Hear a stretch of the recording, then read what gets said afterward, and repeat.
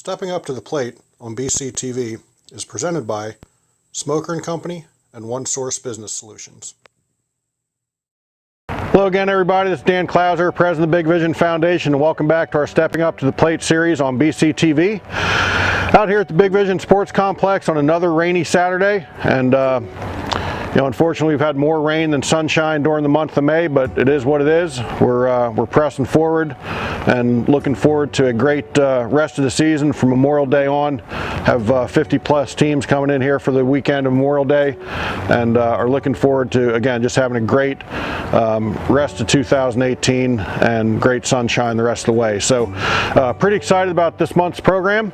You'll get to see some highlights of our kids out there playing, other kids from other organizations out there playing in the sunshine. It's actually some old footage because we haven't had a whole lot of sunshine to get footage this year, but you will see some footage of some of our kids out there, some of the Berkshire baseball and softball kids out there practicing and playing some games. And you're going to hear myself and Jorge Gonzalez, who is the founder of the Reading Titans, talk a little bit about our new Work Hard, Play Hard program. We've had a great relationship with the Reading Titans for many, many years. Jorge Gonzalez is a wonderful human being, great friend of mine, and this past off season we spoke to each other. We had been underwriting the Titans program for many years, providing them with tournament entries here at the complex, and this past fall we decided to merge one of our teams, our 14-year-old teams. We took 7 of the Titans kids and 8 of our Berkshire kids and put them on one team, and decided that we were going to see how that would work out, and kind of turned into a little social experiment for us, where we had 7 inner city kids and 8 white suburban kids, you could call it, and put them on one team, and we're able to say, hey, take this little ball here, and this is the one thing that you have in common, and it's going to be what you're going to use to break down all those barriers that society tells us are reasons why you guys shouldn't be on the same team or shouldn't be able to play together. So over the off season, we decided to merge the programs, and we instituted what we're calling our Work Hard, Play Hard program, where we've actually done away with our registration fees. So unlike most other travel sports programs in the United States today, our kids pay for their uniforms initially, and then don't have to spend another dime with us as long as they're with us until they outgrow a uniform or need a new helmet or something like that. And in return, we do ask our players then to give us community service, whether it's out here at the complex, helping us with picking up weeds or painting something or anything like that. Because we find it very important under the Big Vision mission to have our kids involved in giving back to the community. So whether they're helping us out here directly at the complex, or whether they're helping with the YMCA by participating in the March Madness fundraiser, or Cups Compassion, where we're feeding the homeless, we feel it's very important for our players to get involved with giving back at a young age, because we then feel that as they grow up, they're going to want to give back to the community even more, because it'll just become second nature to them.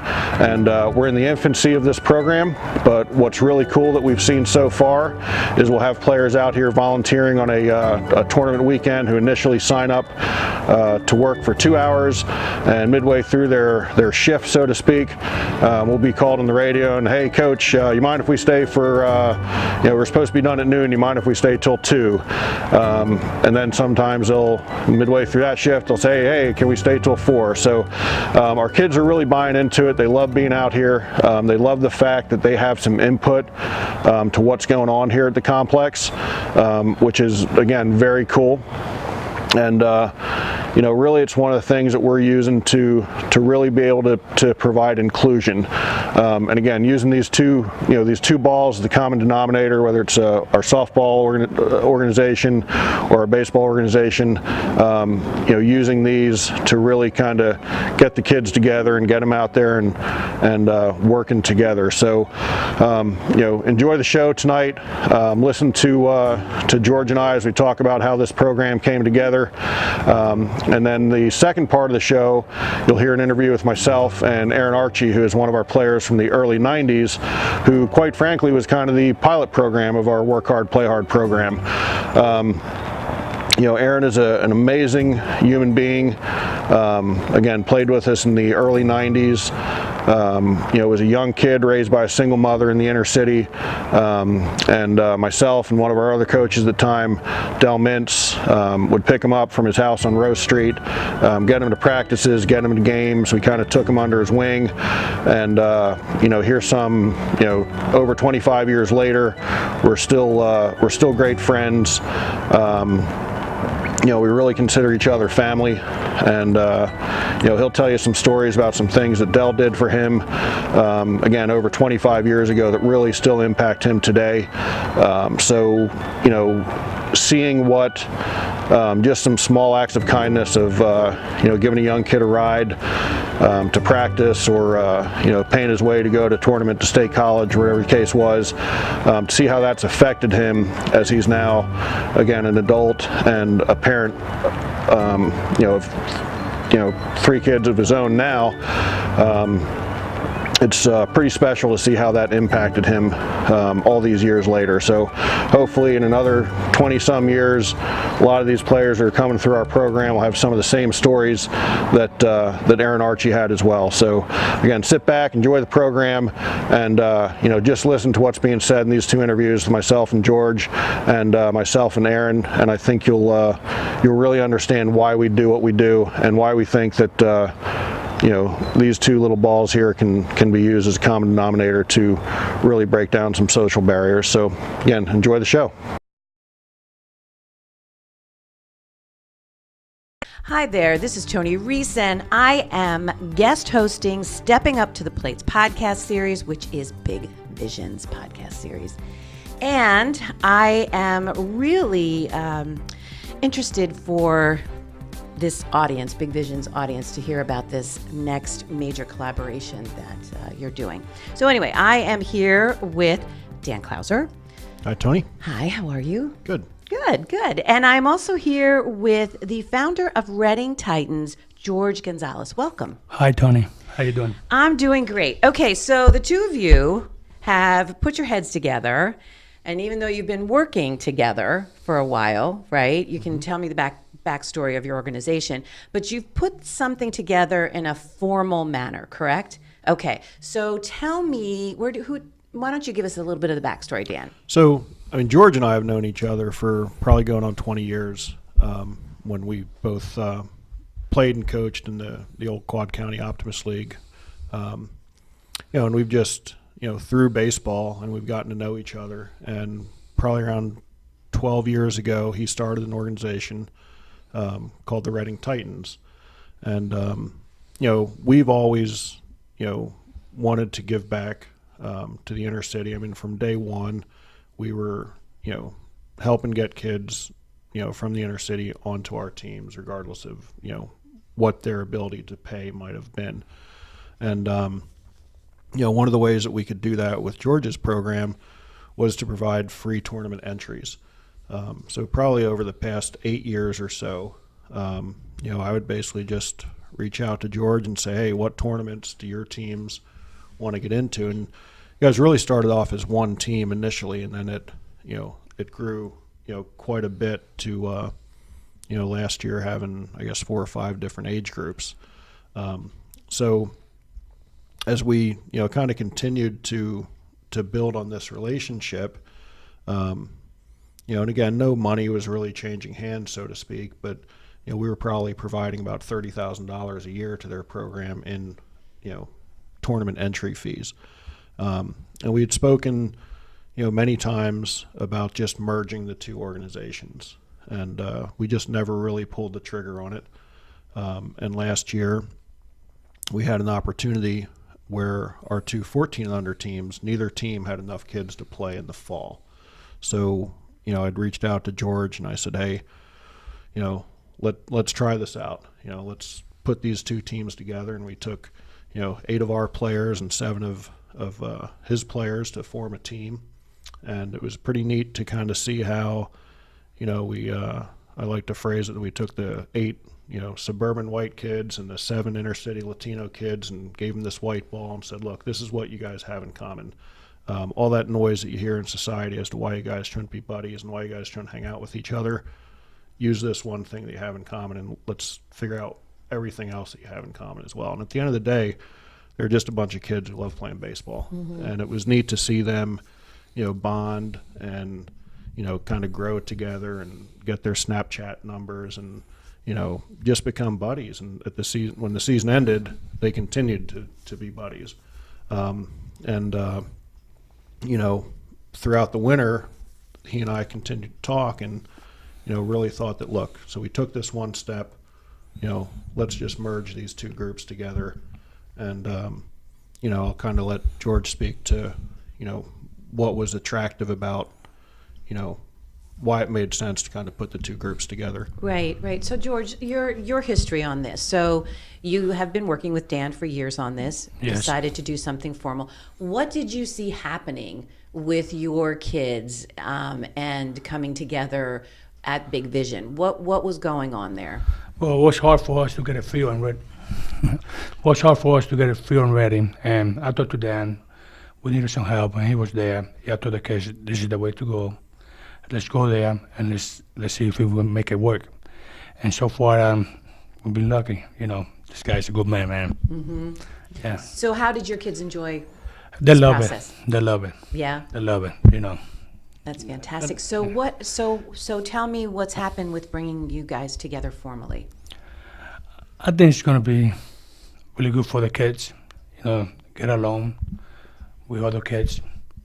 Really creates inclusion, where we didn't want to be, just known as the Latino baseball team or the white baseball team. We wanted kids, to understand, especially in today's climate, to understand that we really are all the same, and being able to use the sports of, baseball and softball, in our case, to do that, is really what we're trying to do. And the other piece of what we're doing is we've eliminated registration fees for our programs. So we've developed what we're calling the Work Hard, Play Hard program. And instead of parents having to write these large checks for their kids to play baseball and softball, we're actually requiring the kids to give us community service out at the complex, or helping us with events like Cups Compassion, or helping us with the YMCA's March Madness and stuff like that. So, part of our mission is giving back, and I think this is a way that we can, really instill into these players the importance of wanting to get involved in the community. And George is, one of the things that we've left out of this conversation is, when it was just the Reading Titans. He had some sponsors, but quite frankly, this man was paying most of it out of his pocket. And, so he's certainly one who understands the importance of giving back, So, he owns a garage in the city, and, I know before we had started providing him with, free tournament entries, the checks that he was giving us to play in tournaments were personal checks. They were not Reading Titans checks. They were personal checks. So I think that's something that can't be forgotten. And I think that's one of the reasons why, George and I kind of hit it off so much is, again, at the end of the day, it's not the white guy and the Latino guy. It's just two guys who really love helping kids, and this was what, baseball was the thing that we could use to do that and To make a difference. Yeah. So Through the Reading Titans, do you get to witness the kids having the opportunity to do volunteer service? You can call it community service, but it's also volunteering. So do they have that opportunity normally to volunteer? Yes, it is. They have that opportunity, and now they'll just have more of that opportunity. Yeah. So, and then probably, I would imagine, learn some life skills along the way. Yes. Yeah. What do you hope to gain from this program? Well,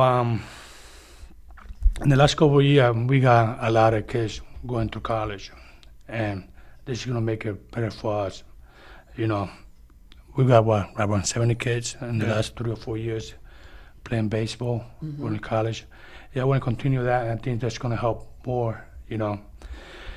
It's like I say, the money issue with the kids is not there. You know, it's there, I mean. And by helping us, I think we're going to have more kids playing baseball.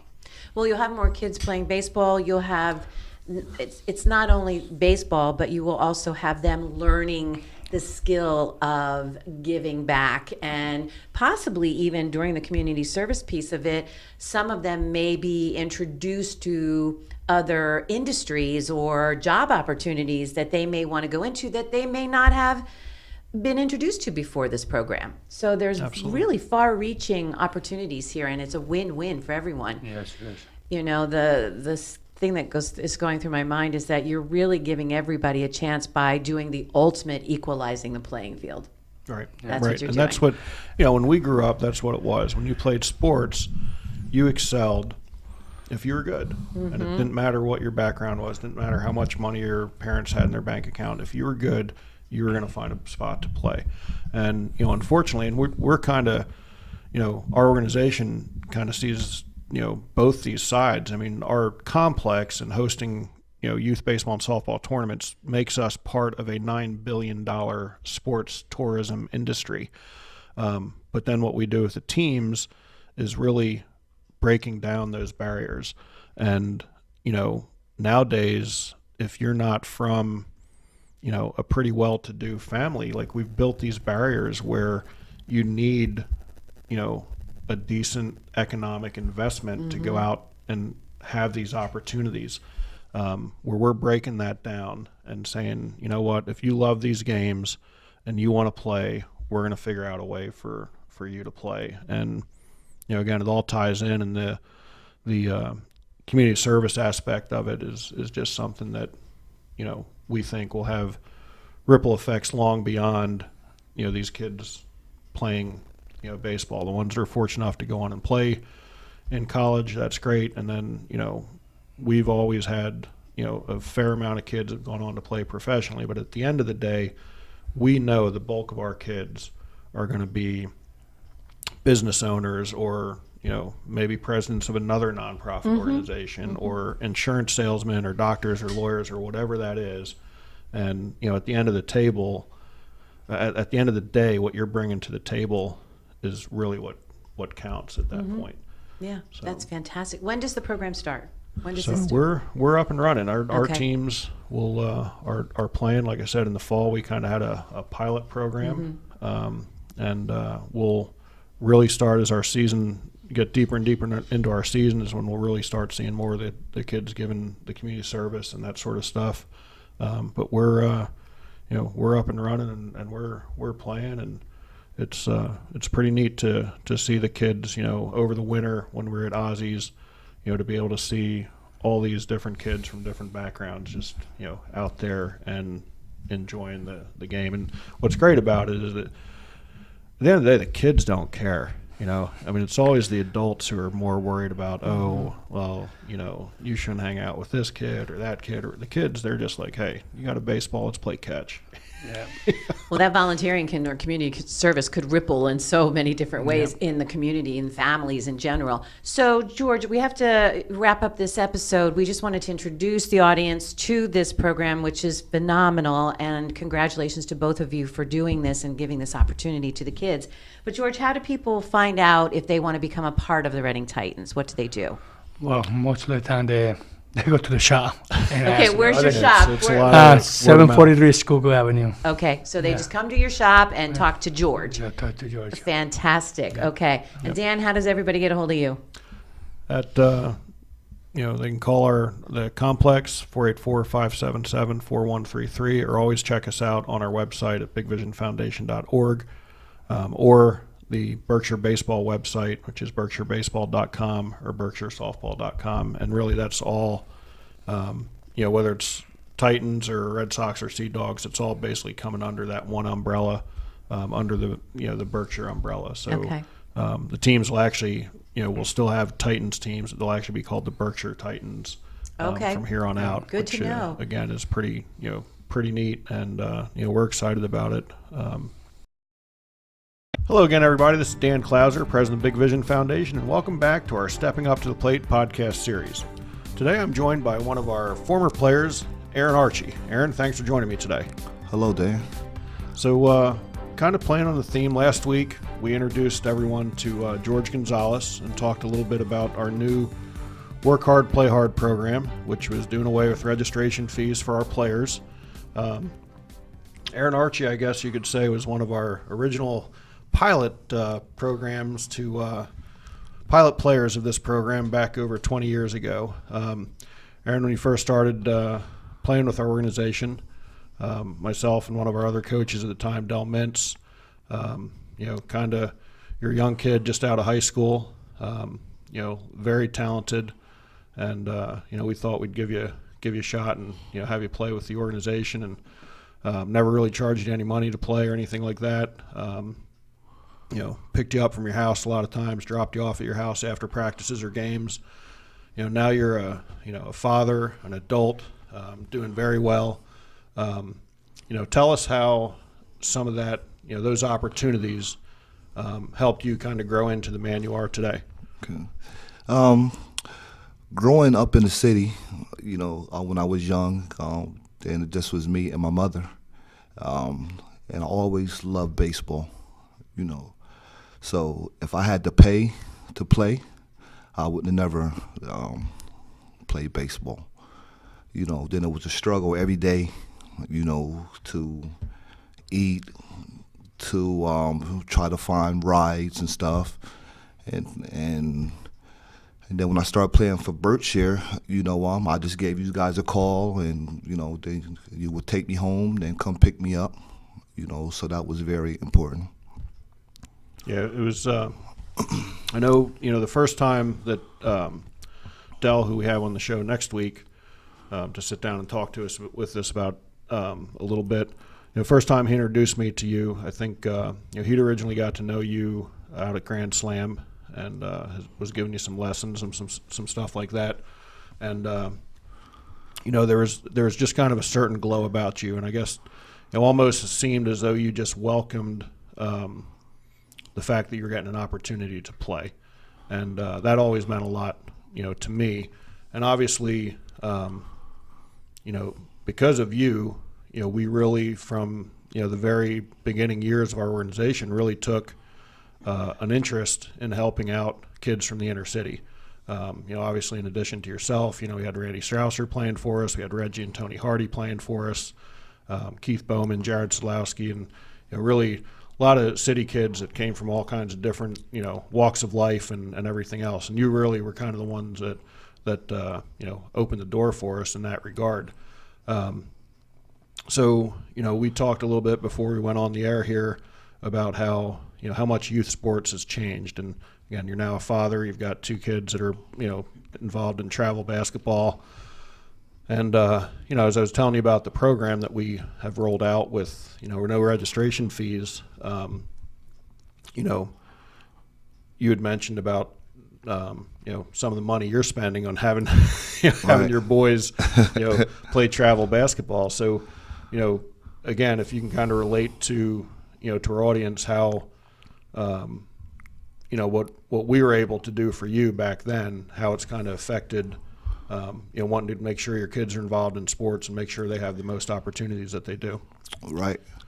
Yes. I know, then coming from like a single parent home, it's, man, because like a lot of people like really probably don't understand it, but then it's kind of rough, I was able to, to count on you guys for anything, Del Mintz used to pick me up, every Saturday morning. Then we go to Grand Slam, and then I will work around there for a couple hours and stuff, Then he give me, like money, but like that money came from his own pocket, right. So. He always just looked out for me and stuff. If it was money, if it was food, if it was looking for jobs, if it was trying to fill out job applications, if it was trying to get into a school, but that's what Berkshire did for me. you know. And I think every kid needs that opportunity, you know, to actually get that chance, you know, because I came from no money, you know. So then if I had to, you know, like pay for anything, you know, I definitely would have been in trouble, Right. you know. And like the way Berkshire's going now and stuff, you know, then it's going inside the inner city. Then it's helping the kids out and stuff that the kids can't afford to pay $300, $400, you know, like for a team, you know. So, but that's what Berkshire, you know, definitely did for me. Yeah, well, I you know, like you, I was raised by my mom for the bulk of, you know, after her and my father got divorced. So I could relate, you know, to you in a small sense, you know, when it was just me and my mom and we were in Florida. I mean, I remember her just working 2, 3, 4 jobs, you know, just to, you know, put food on the table for us as well. So I could definitely relate to, you know, some of the things that you were going through. Obviously, you know, I wasn't growing up in the inner city at the time, so you were dealing with some other issues that I, you know, certainly didn't have to deal with. But, you know, I think it really, you know, kind of the appreciation that you showed as we were doing that for you, and you know, I mean, I think between myself and Dell, you know, we were just happy to help out. And, you know, as far as we were concerned, it was kind of like making an investment in a young man's life. And to see you now and how you've turned out and see how you, you know, interact with your kids and that sort of stuff is really, you know, makes me personally feel good about that. And I know you and I don't get to see each other a ton of times, but, you know, anytime we do, whether it's been, you know, 6 months since the last time we got together, a year or whatever it is, you know, we're greeting each other with a smile and a hug. And, you know, obviously like any friendship or relationship, we've gone through our ups and downs and all that sort of stuff. Yep, but that's right. You know, at the end of the day, Yeah. you know, we knew it was more than about whatever we were, you know, stupid thing we might have had an agreement, disagreement about over the years, you know. So, you know, I definitely appreciate you know, coming out here on the podcast and you know, talking about your experience with us. You know, and I know, you know, we talk about it a lot, and we're still in a situation here where, you know, we're 71 years after Jackie Robinson broke the color barrier in Major League Baseball, but yet in youth sports, we're still almost as segregated today as what we were back then, and a lot of that just comes down to the economics. So we're just about out of time. We'll be back next week, have Dell join us, and talk a little bit more about the program and the impact that, you know, hopefully in another 20 years we've got a whole nother group of Erron Archies out there, you know, telling their stories of different little things that some of our coaches have done for them. So thanks for joining me, and we'll be back next week. Folks, to keep up with everything we got going on at the Big Vision Foundation, be sure to check us out at bigvisionfoundation.org. Erron, thanks again for joining me. Thank you.